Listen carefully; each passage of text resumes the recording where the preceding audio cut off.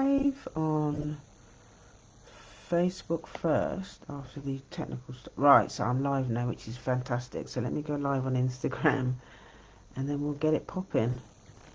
Okay, so now I'm live on Instagram. So good afternoon, good evening, wherever you are joining me on the planet. My name is June Allen and I am the founder of The Art of Greatness at juneallen.net.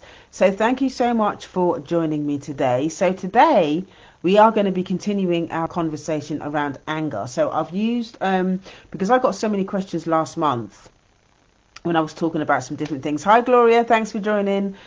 Specifically around anger, I knew that I wanted to use this month to kind of unpack anger. So I've been sharing on my some of my what should we call it, my posts and stuff on my Instagram feed have been specifically around anger.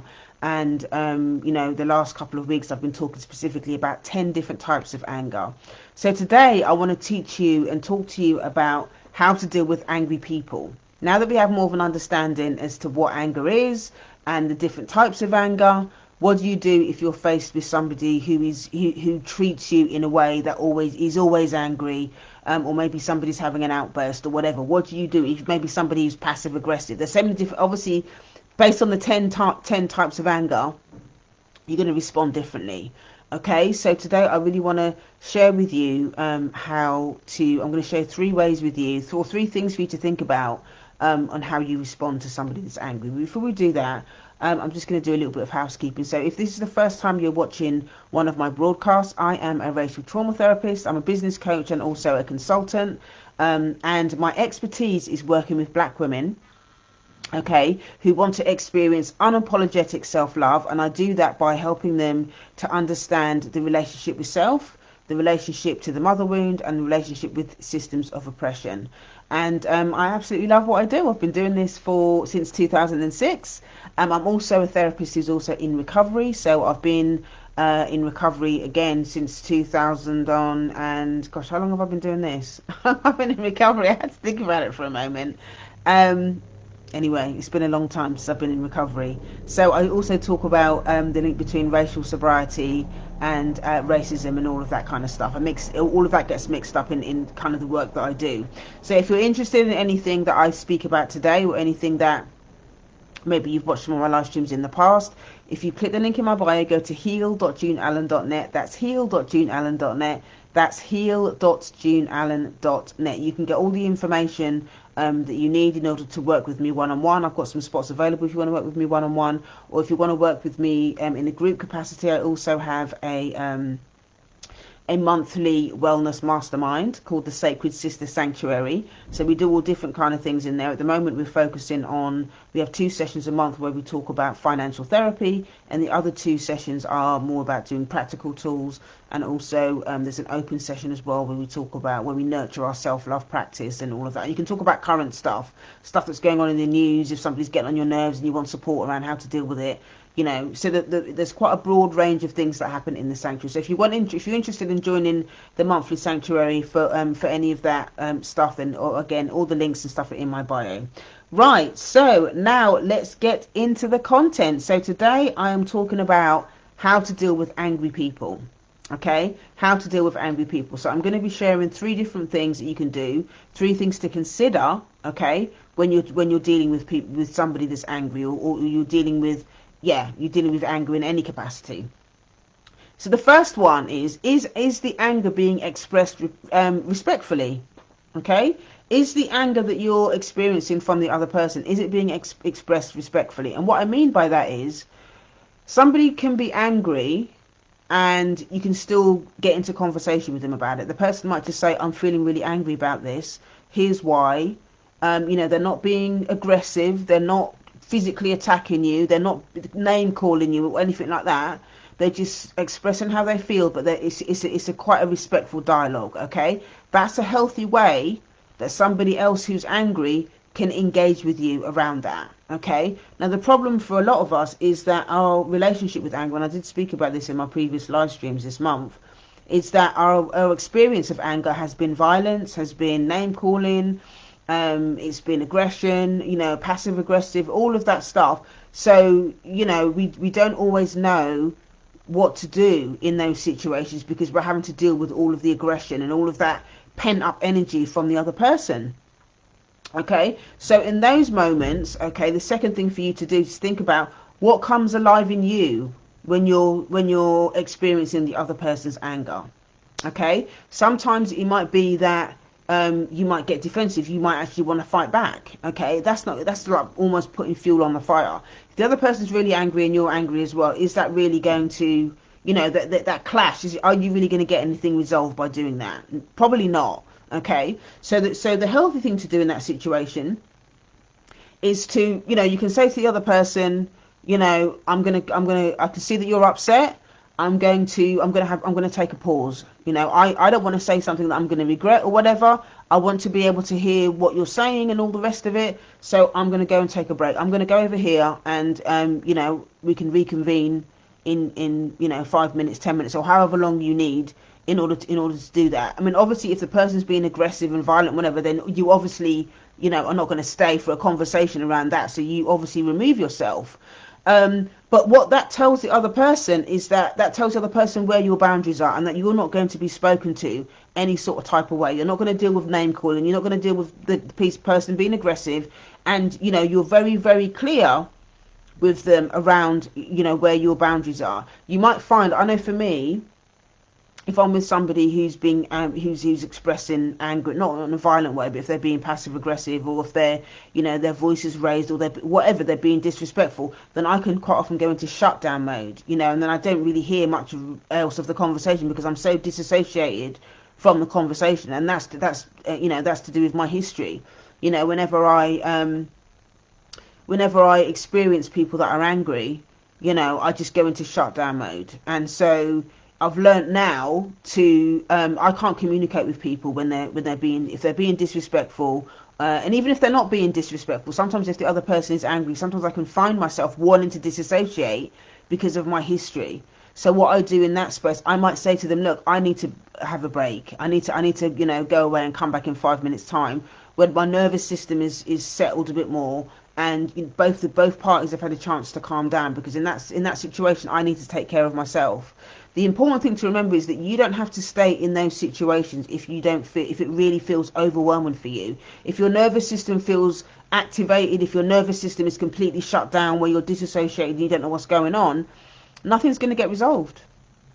Nothing's going to get resolved. So you need to be able to have so much self-awareness, okay, that that you're not really going to be able to engage in that conversation, and know yourself well enough to say, okay, you know what, I actually need to take a break from this right now, and just let the other person know. The other person, who's angry, they might not want you to have a break or whatever, but you could just let them know, look, I'm not in a position right now to be able to have that conversation, and you stick to that boundary, because as long as you come back afterwards, if it feels okay for you to engage and get things resolved, you're more likely to get a healthier decision, a healthier resolution to that thing, if you're more present in the conversation while you're talking about whatever's going on, and the other person has a chance to calm down. They know what your boundaries are, and there's more chance of a healthy resolution that's going to happen if if you do that. But you have to be really conscious of what comes alive in you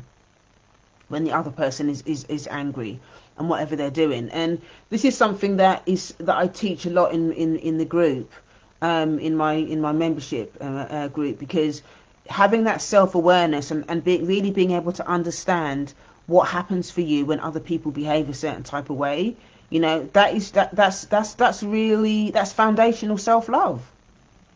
That's foundational self-love. Being able to give yourself permission to go, okay, this is what's going on for me. This is how I'm feeling about this situation. This is how I'm feeling about this person. This is how I'm feeling about the way the person's talking to me or whatever. And it's being able to stand in that and then make a decision based on what's happening around that.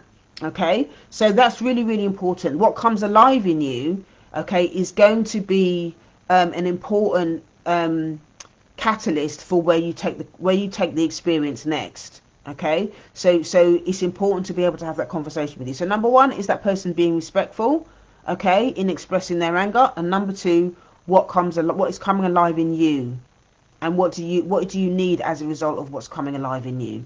Okay, so the third thing to do is, or to focus on, or to think about, is to focus on what you're going to do instead of trying to control the other person. Okay, quite often, if the other person is really angry, you might be in that situation where, you know, you're trying to convince the other person to do something. You're trying to get them to behave a certain way. You're trying to tell them, don't talk to me like that, and all that, you know, and trying to tell somebody what to do in that moment might not always work because you can't control other people. So what you need to focus on is, okay, how am I going to respond to this person? How am I going to respond to this person in a way that is going to get a resolution, or that is going to keep me safe, whether it's emotionally, physically, spiritually, whatever it is? Because the other person's anger is their stuff, and you can't always, you can't control how they're going to respond. You can only control how you respond to their behavior or to their anger. So you need to really, really focus on what's going on for you, and what you're going to do, you know, how you're going to respond to that anger. Because, you know, trying to convince somebody else of what they're doing, and I think we can get trapped in that, because sometimes we so desperately want to be heard. We want them to understand, we want them to see our point of view, you know, we want to be visible, we want them to understand, you know, we really want them to understand what's going on for us, so that we can feel okay about it. And sometimes that's just not going to happen. Sometimes the other person is so committed to their own stuff, they're so committed to their own anger, they're so committed to their own point of view, and they're not willing to engage with you in a way that's healthy, that nothing's really going to get resolved. So when you're dealing with somebody that's angry, especially if they're being disrespectful, or they don't really know, they're just acting out their anger, you know, it's important for you to stay calm and keep your side of the street clean. That's the last bit that I will say. You need to keep your side of the street clean. No matter how the other person is behaving, you need to keep your side of the street clean. Okay, and that means, again, linked to what the other questions I was saying, be really mindful of what's coming alive in you. Okay, thinking about what your boundaries and what your needs are in that situation, and removing yourself if necessary, because you don't have to put up with other people's rubbish. You don't have to put up with other people's nonsense. You're not a dumping ground for other people's anger either. You know, because I see that a lot. You know, people end up feeling very, they feel guilty as well sometimes about removing themselves, or feeling like, see sometimes, here's something that often happens with anger, and I know that I relate to this as well. I'm going to say it because I see this in clients, but I also, this is something that I had to deal with as well. When somebody expresses anger towards you, they, you know, some people might regress into being a child, because that was the parent-child dynamic. That's the trigger. The trigger is, you know, somebody else is angry, and you immediately go into your younger self, your wounded child. Like, oh my God, that person's angry. I have to sit here now and listen to watch this other person be angry because I can't move. You know, you go into that frozen or fawn state when the other person is angry, and you can't, you know, your adult self has just disappeared. Your adult self has disappeared because you've got into that younger place where you're triggered, and you remember that, you know, when somebody else is angry, the dynamic was always that it was a parent, or it was somebody in a position of power, and someone in a position of authority that's now abusing that position of power. Hi Marie, thanks for joining. Yeah, so that person in the position of power, you know, is gonna continue to abuse you, and you're gonna find it difficult to get out of that situation because you're frozen in that younger part of you that had to deal with that dynamic with a parent or a carer. Okay, so if that's you, if you recognize that you do that when somebody else is angry, that's when you know that you need to remove yourself from the situation and come back at a time when it feels safer for you to do that. If at all, it might not feel safe at all. You might decide, actually, I'm not going to have this conversation with you at all because you're behaving a certain type of way that feels unsafe for me, and I'm having this conversation. You might decide that you're just going to do that.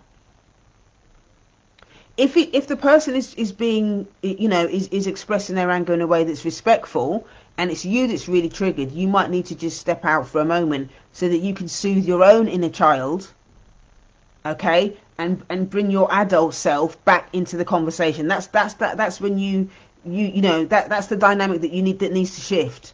So you might take some time out, okay, you soothe your inner child, It's okay. You can do this. You know, your inner child doesn't need to be in that conversation, because your inner child is going to respond very differently than if you calm yourself and go back into the conversation as an adult. I hope this is making sense. Your adult self needs to be in that conversation. If it feels okay and the other person is being respectful in that conversation, your adult self can return. Yeah? And that's going to take practice. That's going to take practice, especially if you have a history of trauma around other people expressing violence and anger and stuff towards you. That's going to be really, that's going to take time for you to do that. Having to be around other people's anger, you know, when they're angry, if they're being respectful, okay? Because it used to be a massive trigger for me. It used to be a massive trigger for me, being around other people that respect, whether they're being respectful or not. You know, if somebody started being angry, I was off. I would disassociate, and then I was off, because I couldn't handle angry energy at the time. I didn't understand. I didn't get at the time that anger could be expressed in a respectful way. Because I was raised in a family where, you know, as many of us have been as black people, where there was violence. You know, where anger was something that was, you know, you didn't sit around and wait to see what happened. You were off. You know. So it's in these scenarios, in these different suggestions that I've given you, you then get the opportunity to really understand your own relationship with anger, and you start to learn how to set boundaries around other people, okay, that are angry. You set boundaries around those people, and this is where the self-respect starts to build. That you're not going to allow other people to talk to you any sort of type of way. And this, I've learned that. I've had to learn that over the years. And now, you know, I wouldn't think twice about separating myself from somebody that's continually committed to acting out their angry behaviour. I'm not going to put up with it. I'm not going to put up with it. And neither should anybody, you know, because you know, your self-respect means that, you know, you have to draw boundaries. And not allow people to behave or think they can get away with it. Because if people think they can get away with it and treating you any sort of type of way, they're going to keep doing it. They are going to keep doing it if you allow them to, if you allow them to. So having your own, being aware of your own relationship with anger. Hi, thanks for joining. Being aware of your own relationship with anger. And increasing that self-awareness and understanding what your triggers are, what, you know, are you the type of person that gets activated and wants to get defensive, or do you shut down? You know, everybody's going to respond differently to anger. You know, are you the one that goes into, you know, you shut down and then you go into people-pleasing mode, trying to appease the other person to try and get them to calm down? No. Somebody else that's behaving in an angry way, it's they need to take responsibility for their anger. It's not your responsibility to calm somebody else down if they're angry. They need to take responsibility for it. So that's your opportunity to exit and come back when that person is adult enough and respectful enough to come and have a respectful conversation. If they can't do that, there is no conversation.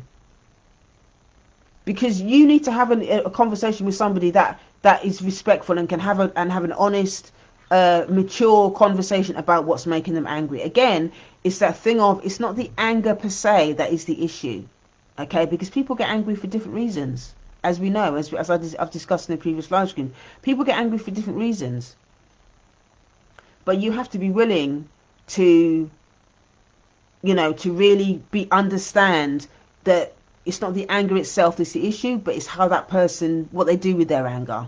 Is that anger being weaponized, okay, to be abusive to you in some way? And that's the difference.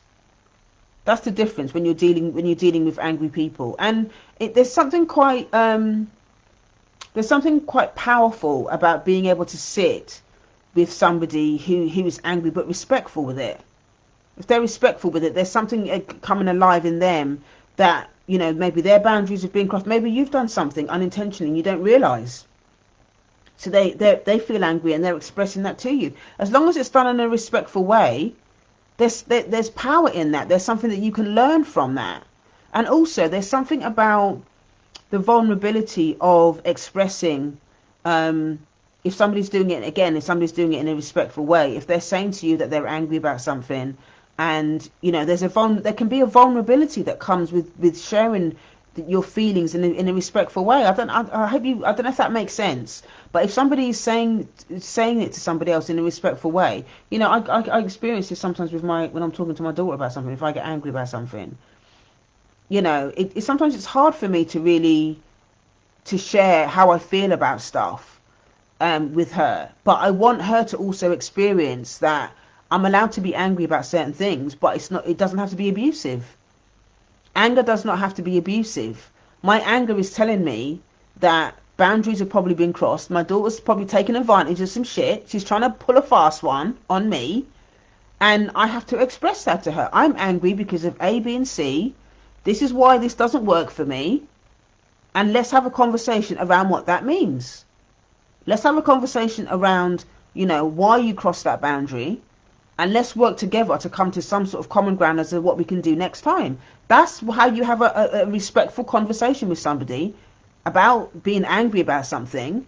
Because here's what happens. If the other person is being aggressive or violent or whatever it is, you don't really want to talk about the reasons why that person's angry, because they're acting out. They're being angry about something, but you don't really want to communicate with them about why they're angry, because the anger in of itself is actually creating a block. Yeah, the anger in of itself is creating a block around what the real issue is, because they're acting out, they're being abusive, they're this, that, and that, and you can't think about anything else because this person is not being respectful. Okay, when that person is being respectful and expressing that they're angry or whatever, there's more likely for you to be able to think about, okay, let me hear what this person has to say. This person's upset. Maybe I've said something, done something. Maybe I need to change my behavior about something. Maybe, and again, you can learn something. And there's something that happens in the relationship. It can actually deepen the intimacy, the friendship in that relationship. You can deepen it when the other person's upset and you're able to have an honest conversation about what happened and how you're going to move forward. That's how you get to know people. Again, I have to keep saying it if it's done in a respectful way, because as black people, we have a relationship with anger that is very, it's a lot of trauma behind it.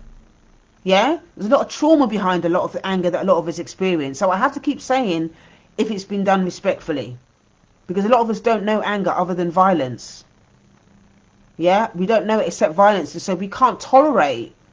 Our nervous system can't tolerate the idea of somebody else being angry with us, because our nervous system is activated or shut down because it remembers the times in our history where we've been in relationships that were violent, whether it's love relationships or family members being violent to us as children or whatever it is. So again, it's giving yourself permission to really change that relationship with anger so that you can start to tolerate it. One of the things that I'll just finish on this, in that one of the things that I teach the ladies in my group, that I have done in the past, I did a masterclass on something called the window of tolerance. Yeah, the window of tolerance. And what that is that, say if we use an anger as the, in this context, a lot of us have got a really small tolerance for anger, okay, because it's attached to violence. Yeah, but the more we have respectful conversations about it, we understand it, we understand our own relationship with it, we can open the window of tolerance. The more we talk about it and the more we allow ourselves to experience our own anger, we can then have a more we can then have more awareness and empathy and compassion for other people when they get angry, again in a respectful way. So if somebody else becomes angry, okay, if it's being expressed to you in a respectful way, the window of tolerance can be widened a little bit. So then we can have compassion, and we can actually have a conversation with somebody else when they're angry, because our own window of tolerance is widening. I hope this makes sense. But the more we don't talk about it, if we suppress it, we don't want to go there and all the rest of it, the window of tolerance is really small. So somebody it says that they're angry, whether they're being respectful or not, we're off. Yeah, so it's about really understanding and practicing, doing the reps around being around people that are expressing difficult emotions, as long as they're being done in a respectful way. So that's a really important thing to remember, that you know, when you're dealing with anger or dealing with angry people, when you're trying to figure out all of that stuff, it takes practice. It takes practice, and it takes a lot of self-awareness as well for you to be able to understand, you know, what's going on in your body, you know, what's going on. Are you getting tensed up? Or you find yourself disassociating? Are you feeling defensive? You know, you have to, again, you have to understand your own relationship with anger in order to transform it. Yeah. So I'll leave it there for today. So that's it. Those are three things that you need to think about. Okay. Number one, is it being expressed respectfully? Number two, what comes alive in you? Okay. When somebody else is sharing, expressing anger, as long as it's respect, what comes alive in you? You being activated, or you feeling shut down? And the third thing is, focus on what you're going to do in response to the other person's anger, rather than trying to control what the other person does. Because your power and your autonomy is in what you do, not what they do. Yeah, your boundaries, your conversations, you deciding to live. These are all choices that you can make that help you maintain your own autonomy around people that are angry. Okay, so that's it for today. If you've liked anything that you've heard in today's session, or you think somebody else might be able to benefit from this, Gloria's saying another amazing masterclass, June. Thank you. You are so welcome. You're so welcome, Gloria.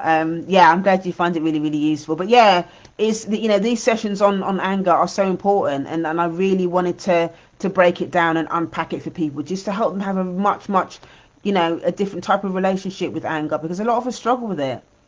A lot of us struggle with it for obvious reasons, and so being able to help you unpack all of this and how to deal with other people, it's really important. If you've got any other questions or anything about anger that you want me to talk about, we're still a couple of weeks left in the month. A couple of weeks left in the month. So if you've got stuff that you want me to talk about, whether it's around anger or any other issues that you want me to talk about, please send me a DM, or you can email me info@yardofgreatness.com. Again, if you want to work with me in a one-to-one capacity, if you want to join the Sacred Sister Sanctuary Mastermind, the monthly mastermind, click the link in the bio, go to heal.juneallen.net. That's heal.juneallen.net. That's heal.juneallen.net. Thank you so much for joining me today. I really appreciate it, and I will see you next time. Have an amazing week, whatever you're doing, and I'll see you next time. All right, take care. Bye now. So